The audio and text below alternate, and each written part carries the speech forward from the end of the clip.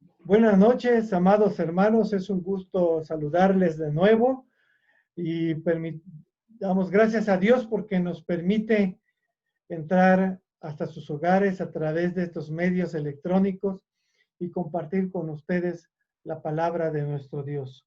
Seguimos estudiando el libro de Hechos de los Apóstoles y el día de hoy estaremos reflexionando todavía en el capítulo 1, versículos 13 y 14. Les voy a compartir, amados hermanos, el devocional con el que estaremos trabajando el día de hoy en nuestras casas. Aquí está, hermanos. Pongan una pausa al video y ustedes hagan los números, los puntos que vienen aquí. Oren, canten, oren por México y sus necesidades y después continuamos con el estudio bíblico. Vamos a orar, hermanos, antes de iniciar con esta meditación, el de la palabra de nuestro Dios.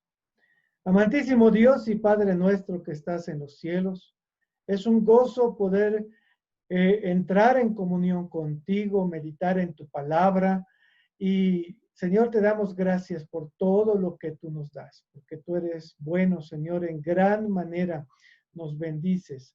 Y ahora suplicamos, bendito Dios, que tu Espíritu esté con nosotros en la meditación de tu palabra, de estos versículos del libro de los Hechos. Ayuda a mis hermanos y concédeles siempre buen camino en el nombre de Cristo Jesús. Amén. Bien, como les decía, hermanos, vamos a leer en Hechos capítulo 1, versículos 13 y 14. Y vamos a hablar sobre algunas de las cualidades de una iglesia bíblica. En el libro de los Hechos o en toda la Biblia vamos a encontrar las cualidades que debemos de tener como pueblo de Dios. Y en esta ocasión, en estos versículos, he encontrado al menos 3 temas interesantes para poder reflexionar en ellos. Abramos nuestras Biblias, aunque te los voy a proyectar también aquí. Versículos 13 y 14 dice, y entrados subieron al aposento alto donde moraban Pedro y Jacobo, Juan, Andrés, Felipe, Tomás, Bartolomé, Mateo, Jacobo, hijo de Alfeo, Simón el celote y Judas, hermano de Jacobo.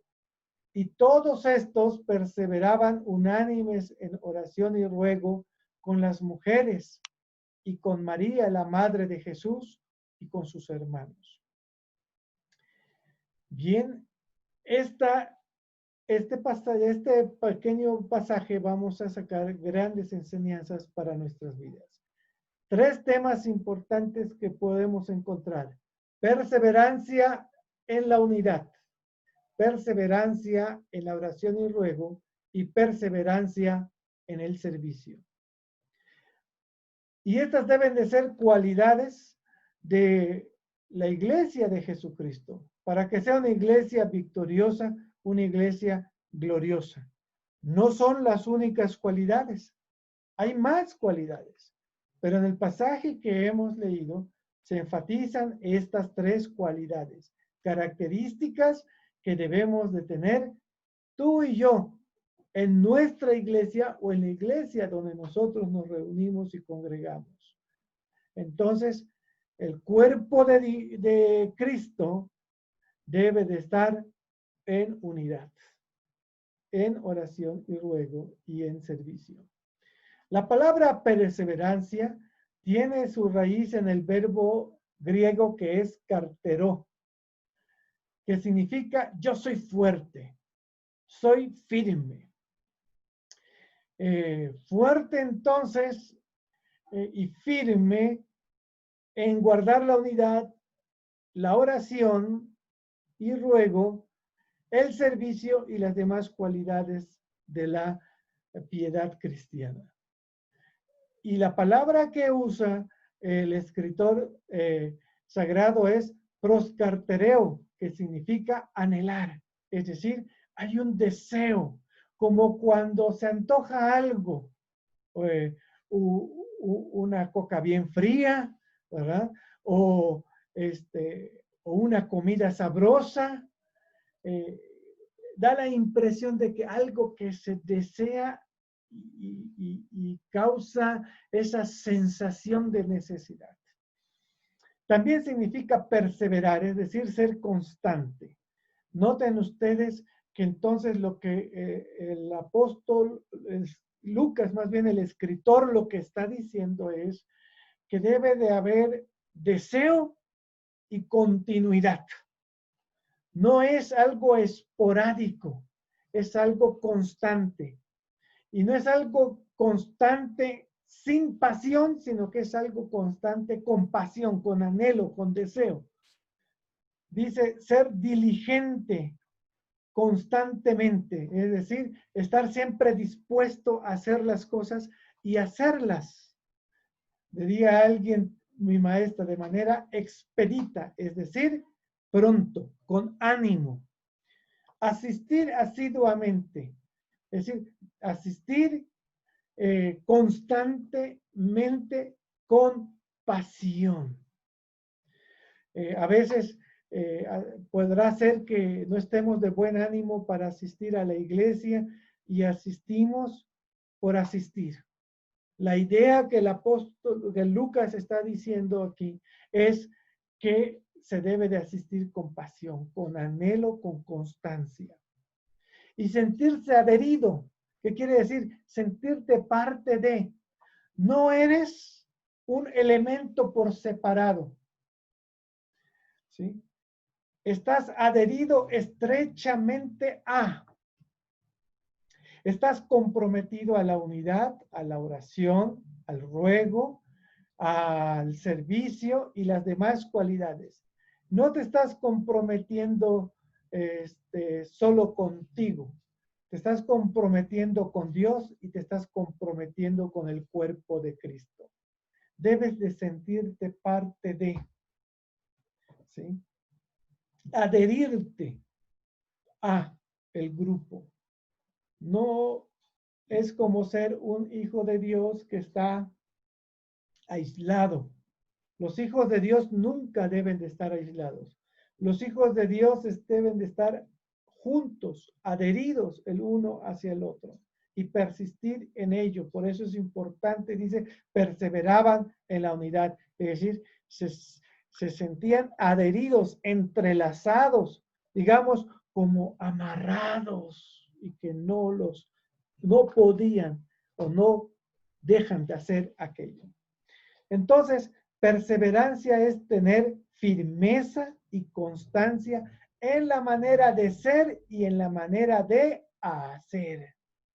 Y aquí tenemos que tener cuidado y voy a calificarlo porque uno puede tener una manera de ser o de hacer totalmente equivocada y contraria a las Sagradas Escrituras. O hacerlo a mi manera y no a la manera de Cristo o a la manera que está plasmada en las Sagradas Escrituras. Entonces, es firmeza y constancia en la manera de ser y hacer conforme a las Sagradas Escrituras. Ajá. Entonces, y ahí ya lo amarramos. Ajá. Porque entonces no puedo hacer como yo quieras, sino como el Señor manda. Perseverancia en la unidad, firmeza, constancia, anhelo, diligencia, asistir asiduamente, adherirse estrechamente en la unidad. Y habla el escritor sagrado de la palabra unánimes. Y la palabra griega es homotúmado, de homos juntos y de tumos pasión, ardor, de una misma mente. Pero no es una misma mente solamente que tengamos la misma idea, sino que estemos apasionados de la misma manera. ¿Sí? Entonces, por eso es interesante estudiar estas palabras, porque podemos tener la misma idea. Por ejemplo, vamos a leer la Biblia. Y todos tenemos la idea de leer la Biblia, pero para ser unánimes tenemos que leerla con pasión. ¿Sí? Tenemos que leerla con constancia. Tenemos que leerla con firmeza. Y los discípulos, amados hermanos, eran apasionados del Evangelio de Jesucristo. Les unía el mensaje que tenían que proclamar. Yo me imagino que ellos comentaban el Evangelio, las enseñanzas y los dichos de Jesús, y se completaban la información, así como cuando nosotros estamos recordando un evento que sucedió y unos se acuerdan de una cosa, otros se acuerdan de otra, y luego de construir la historia y las enseñanzas de Jesús, ahora analizar el significado. ¿Qué enseñó Jesús en esto? Y uno dice, enseñó esto. Y otro le dice, sí, pero también enseña esto. Y entonces se empiezan a complementar las ideas. Y eso es lo bonito de los estudios bíblicos, que nos ayuda a recordar las historias, pero también a ordenar nuestras ideas y a tomar ideas nuevas de los hermanos, que están todos siendo guiados por el Espíritu Santo como los discípulos lo fueron. Entonces, lo que yo pueda decir del Evangelio puede completar una idea tuya. Y eso es lo interesante del estudio, que el Señor va a estar hablando contigo y dice, sí, hermano pastor, pero también pienso esto. Y alimentas mi conocimiento, porque el Espíritu te está guiando a ti también. Entonces, estudiar juntos o estudiar la palabra de Dios como en estos momentos, y tú puedes ir anotando mis ideas y puedes ir anotando otras ideas y vamos a complementarnos y alimentar nuestra mente. Y vamos siendo de un mismo pensar, de una misma mente en el Evangelio de Jesucristo. Pero también los discípulos al reflexionar en esto, en el reino de Dios, como veíamos en la clase anterior, el reino de Dios resume el corazón de Cristo. Pero a ellos les mantenía la esperanza de la venida de Jesús. Cristo viene, así como le han visto venir, subirse, decían los ángeles, los varones aquellos, así también lo verán venir con poder y gran gloria. Y la parusia de Jesús en su revelación de la segunda venida, dice en Apocalipsis que serán las bodas del Cordero. Es un evento especial, hermoso, como nunca lo hemos visto ni vivido. Sin embargo, cuando nosotros vamos a prepararnos para un evento social de la familia, como por ejemplo una boda, se hacen muchos preparativos del lugar donde se va a celebrar, la ropa que se va a poner, los alimentos que se van a dar. Es toda una organización y toda una preparación de meses. Así, si tomamos como ejemplo esta preparación, en donde hay emoción de todo tipo, en donde puede haber problemas de todos tipos, consideremos prepararnos para la venida de Cristo. Y si Cristo no viene mientras estemos vivos, pues sin duda también vamos a estar delante de Él en su gran trono. Entonces, estemos preparados para que ya sea que partamos o que Cristo venga, nos halle como siervos fieles. Y los discípulos estaban en eso, hermanos. No eran como las vírgenes que se durmieron, eran vírgenes que tenían preparado su aceite, que estaban listos para recibir las bodas del Cordero. Buscaban estar juntos en los ejercicios espirituales y por eso perseveraban unánimes en la oración y ruego. Pero vemos más adelante que tenían todas las cosas en común, partían el pan juntos, comían juntos y eran de un corazón y un alma, dice la palabra de Dios.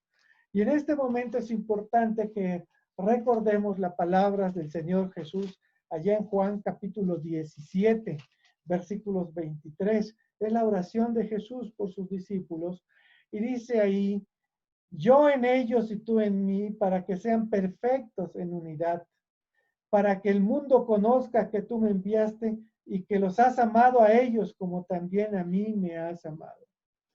perseveraban. Para poder perseverar en la unidad hay que saber amar. Hay que saber expresar nuestro amor.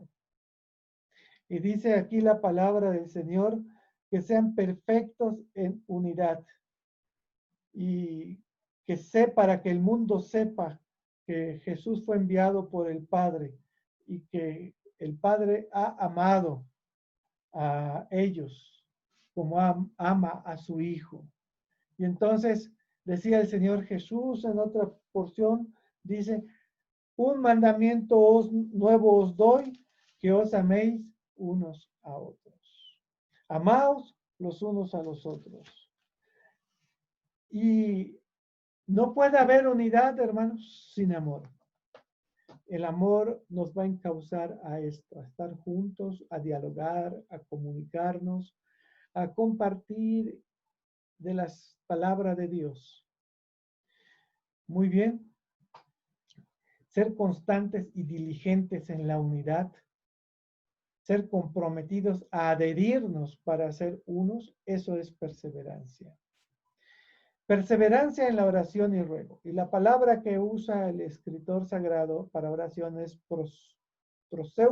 proseuge, que significa oración con adoración. Ofrecer oración en sentido sagrado, en un sentido de entender que estamos delante de Dios y como diría en el Antiguo Testamento, tefilá, es decir, estar cara a cara con Dios. En ocasiones oración y ruego parecieran que es lo mismo, pero la oración incluye adoración y va en un sentido más sagrado de entender que estamos en la presencia misma de Dios. Y con ruego, que es la palabra de esis, significa petición y súplica, y es hacer conocer la necesidad de uno. Entonces, hacer conocer la necesidad de uno. Están relacionadas. Pero sí es importante que nosotros sepamos adorar a Dios en la oración. Es decir, decirle a Dios todo lo que Él significa para nosotros, todo lo grandioso que Él es para nosotros. Expresar así nuestro cariño y nuestra ternura hacia Dios. No es la oración fría de decir, Señor, te doy gracias por esto, o te pedimos esto, sino que va implícita una actitud de adoración, de reconocer su grandeza, su majestad. Y los discípulos estaban en continua oración. Y por eso dice el escritor sagrado, el Pedro, el apóstol, dice, la oración eficaz del justo puede mucho. Y esta oración la oración eficaz solamente puede ser una oración que hecha con fe, porque sin fe es imposible agradar a Dios. Y ellos elevaban estas oraciones en una perfecta unidad para conservar la unidad. Sin oración y ruego, la unidad también se pierde, porque gana la carne, ganan las pasiones y se pierden, disminuye la tolerancia, la paciencia, el amor, la misericordia, la bondad, el dominio propio. Van disminuyendo a medida que nosotros dejamos de orar. Por eso los apóstoles, conociendo la importancia de la oración, instruyen a la iglesia a orar sin cesar, como dicen primero los Tesalonicenses 5:17. Pero también el apóstol Pablo, en su carta a Timoteo, le dice de la siguiente manera, porque es importante para la iglesia de Jesucristo ser diligente en la oración, que se adhieran a la oración como el medio de gracia que Dios le ha dado. Y dice, exhorto ante todo que se hagan rogativas, oraciones, peticiones y acciones de gracias por todos los hombres, por los reyes y por todos los que están en eminencia, para que vivamos quieta y reposadamente en toda piedad y honestidad, porque esto es bueno y agradable delante de Dios nuestro Salvador. Fíjense que el orar entonces es algo que nos trae bien. Hay un beneficio personal, hay un beneficio familiar, hay un beneficio comunitario. Es bueno, ¿sí? Porque es útil, porque trae bendición para nuestras vidas. pero también dice que cuando nosotros tenemos esa actitud diligente en la oración, que estamos adheridos, que somos fuertes en oración, dice que es agradable a Dios. Dios se agrada. En otras palabras, se complace, se alegra, se goza el Señor de que nosotros queramos platicar con Él de manera amorosa, tierna, diligente, reverente, con un corazón contrito. La oración, entonces, es un acto de fe que conforma nuestra alma a la voluntad de Dios. Fíjense que muchas veces oramos esperando que Dios nos dé lo que nosotros pedimos. Pero puede ser que Dios no nos dé eso, porque eso no es lo que nos conviene. Y nos da otra cosa, su respuesta es totalmente diferente a lo que nosotros esperábamos. La oración nos ayuda a conformar nuestra alma, nuestros pensamientos a la voluntad de Dios. Mi oración no va dirigida para cambiar los planes de Dios. Mi oración va dirigida para que mi alma, mi corazón esté alineado a la voluntad de Dios. Él conoce todo lo que es bueno para mí, conoce todo lo que es bueno para ti, ¿sí? Y por eso dice el apóstol Pablo allá a los romanos, porque Dios nos da mucho más abundantemente de lo que pedimos y de lo que podemos entender. Entonces, cuando oremos, recordemos que nuestro corazón debe de quedar alineado a la voluntad de Dios. Perseverancia en el servicio. La palabra que se usa es diaconeo, ser servidor. Servir a alguna persona, alguna institución, administrar, ayudar, servir. Servir en la mesa es una de las ideas. Ministrar las necesidades de alguien, ser un asistente de alguien, trabajar duro y ser diácono. Vean cuántas palabras está implícita en esto del servicio. Servir a la mesa. Hoy, en estos tiempos de contingencia, es una buena oportunidad para que nuestros hijos aprendan a servir en casa, a ser útiles en casa, a ayudar en casa, ¿sí?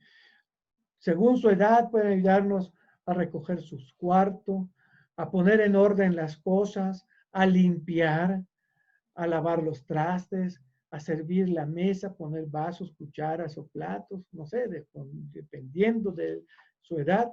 Y también los esposos que están en casa en estos tiempos pueden practicar esto, ¿sí? Aprovechemos el tiempo, porque muchas veces limpiamos en casa, pero no ordenamos casa. Y hay que aprender a limpiar y a ordenar. Bueno, entonces dice ser asistente de alguien. Yo, por ejemplo, ahora para poder hacer llegar este estudio con ustedes, necesito de el hermano Humberto, que es el que sube el video a YouTube, o para los domingos organiza todos los videos, los empata y luego los sube a YouTube. Es decir, el hermano Humberto es como una mano derecha. Ser asistente de alguien es ser la mano derecha de alguien. Y yo te pregunto a ti, esposo, ¿eres la mano derecha de tu esposa? Te pregunto a ti, amada hermana, ¿eres la mano derecha de tu esposo? Te pregunto a ti, hijo, ¿eres la mano derecha de tus papás? ¿Papás son la mano derecha de sus hijos? Servir al otro es noble, porque el Hijo del Hombre no vino para ser servido, sino para servir y dar su vida por los demás. Y esa es la cualidad de la iglesia, en la cual debe de estar firme, constante, diligente, adherida en servir a los demás y ser útil en las necesidades de los otros. ¿Quiénes perseveraron en el servicio? Los 12 apóstoles, las mujeres, María, madre de Jesús y sus hermanos. Y después, todos los que fueron añadidos a la iglesia, donde tú y yo estamos incluidos. Debemos perseverar en el servicio. las mujeres y con María, la madre de Jesús y con sus hermanos. ¿Qué quiere decir? Que todo lo que nosotros hemos hablado, estas continuaban. Las mujeres de las que habla aquí siguieron a Jesús desde Galilea en su última visita a Jerusalén. Es decir, las mujeres caminaron con Jesús. Las mujeres acompañaron a Jesús. Estuvieron con Jesús. Experimentaron las caminatas. Experimentaron el agobio que puede causar la multitud que estaba caminando con Jesús. Experimentaron las necesidades del camino y se mantuvieron firmes en ello. Pero estas mujeres de las que acompañaron a Jesús, ¿quiénes eran? Bueno, en Lucas capítulo 8, versículos 2 al 3 dice que era María, madre de Jesús, claro. María Magdalena, Juana, Susana y otras mujeres. Estas mujeres apoyaban el ministerio de Jesús financieramente. No solo caminaban con él, no solo eran compañía, no solamente eran discípulas, sino que aportaban económicamente para el sustento del ministerio de Jesús. En Mateo 27, 55 al 56 se incluyen a otras mujeres. Está María, madre de Jacobo y José, y la madre de Jacobo y de Juan. Y en Marcos 16, 1 se incluye a Salomé. Muy bien, entonces vean ustedes que una parte importante del servicio es saber sostener el servicio a través de nuestras ofrendas y de nuestros diezmos, porque estas mujeres eran fieles, aportando de sus recursos para sostener el ministerio de Jesús. Ninguna iglesia puede subsistir, existir con planes y programas eficientes para la misma iglesia y para la comunidad sin ofrendas, sin recursos. Y esos recursos Dios los provee a través de tu trabajo. A través de tu trabajo. Entonces, si tú estás agradecido con Dios, debes aportar de tus recursos para el sostenimiento de la obra. Estas mujeres eran fieles. Recorrieron el camino desde Galilea hasta Jerusalén. Cuando Jesús fue crucificado, permanecieron a cierta distancia de la cruz. Hicieron lo necesario para preparar la sepultura de Jesús. Y el primer día de la semana, muy de mañana, fueron al sepulcro y fueron testigos de la resurrección de Jesús. Y Jesús les envía a dar la noticia a los discípulos, a cumplir con una misión. Muy bien, pues esto nos habla de una perseverancia en el servicio. También de los hermanos de Jesús. Está la palabra adelfos, que denota hijos del mismo padre o de la misma madre, se usa de manera indistinta. Pero en este caso se está refiriendo a los hijos de José y María, que nacieron después de Jesús, digamos, serían sus hermanitos o hermanos menores. Ahora yo les pregunto, ¿no? ¿Quiénes son los hermanos de Jesús? ¿Alguien sabe sus nombres? ¿En alguna ocasión lo han encontrado por ahí? Bueno, en Mateo capítulo 13, versículo 55, dice que los hermanos de Jesús son Jacobo, también llamado Santiago, José, Simón y Judas.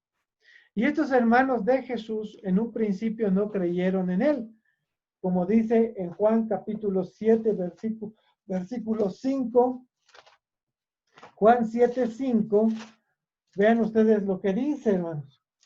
Dice así, porque ni aún sus hermanos creían en él, fíjense, ni aún sus hermanos creían en él. Esto es verdaderamente interesante, porque ¿cómo es posible que aquellos que habían crecido con Jesús, que habían visto las cualidades de Jesús, después que lo ven en el ministerio trabajando, predicando el evangelio del reino, no aceptan lo que Jesús dice, no creen en él como el Mesías, como el enviado? Y aún en Marcos capítulo 3, 21, se dice algo más fuerte cuando Jesús estaba trabajando arduamente en la proclamación del Evangelio. Dice la palabra del Señor, y se agolpó de nuevo la gente de modo que ni aún podían comer pan, ni aún podían comer Jesús y sus discípulos. Y cuando lo oyeron los suyos, es decir, su hermano, vinieron para prenderle, porque decían, este está fuera de sí. ¿Hasta qué concepto tenían a Jesús estos hermanos? ¿No? Está fuera de, se le botó la canica a Jesús. Y querían prenderle y llevarle a la casa, pues tú aquí te quedas y ya no deja de hacer lo que estás haciendo. Pero sin embargo, después de la resurrección creyeron en él. En 1 Corintios 15:7 se dice que Jesús apareció a Jacobo, su hermano, ¿sí? Y yo creo que Jesús alimentó su fe, le pulió, le ayudó, ¿verdad?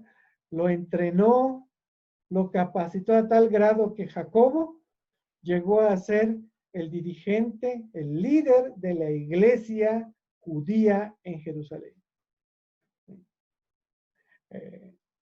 Así hace los cambios el Señor, de ser incrédulos a ser creyentes, de no tener gran cosa que hacer, digamos, en el reino de Dios, a ser líderes en la iglesia de Jesucristo.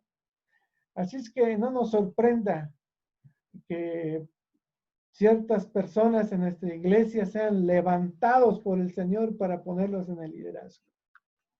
Ajá. Nosotros vemos las apariencias, pero Dios ve el corazón de las personas.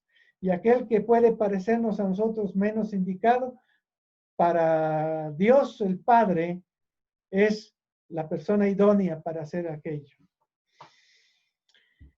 Este Santiago, pues, o Jacobo le escribió a los cristianos en la dispersión, como dice en Santiago capítulo 1, versículo 1.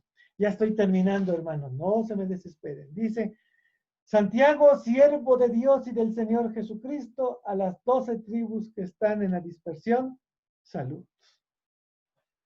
Pero también hubo otro hermano de Jesús que llegó a ser líder de la iglesia y se llamaba Judas y se le conoció como Judas, hermano de Jacobo. Y este escribió la epístola de Judas que nosotros conocemos y dice, Judas, siervo de Jesucristo, hermano de Jacobo, a los llamados, santificados en Dios Padre y guardados en Jesucristo, misericordia y paz y amor os sean multiplicados. Amados hermanos, vean cómo un corazón vacío es llenado de sabiduría divina. Aquel que no creía y que pensaba en lo que Jesús estaba quizás locuaz, ahora dirigiéndose con estas palabras a los llamados, a los santificados del Padre, a los que son guardados con el poder de Jesucristo. Vean cómo un corazón vacío puede ser llenado de la abundancia de Dios y ahora la boca expresa la abundancia del corazón de Judas. Qué interesante, mis amados hermanos. Santificados y guardados en Jesucristo.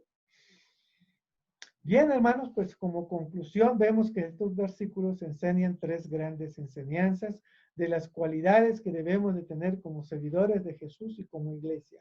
Perseverar en la unidad, perseverar en la oración y ruegos, perseverar en el servicio. Pero estas tres no son acciones aisladas, independientes. No es unidad y aparte la oración y aparte el servicio, sino que todas las tres están entrelazadas. Y una motiva a otra, una es la causa de otra y la otra es el efecto de la otra. No sé si me explico. ¿Sí? La oración nos va a llevar a la unidad y la unidad nos va a llevar a la oración. La oración nos va a llevar al servicio. El servicio nos lleva a la oración y nos lleva a la unidad. Y todas están relacionadas. De tal manera que no podemos crecer como el hombre elástico que solo las manos se estiran o solo los pies se estiran. Seríamos deformes.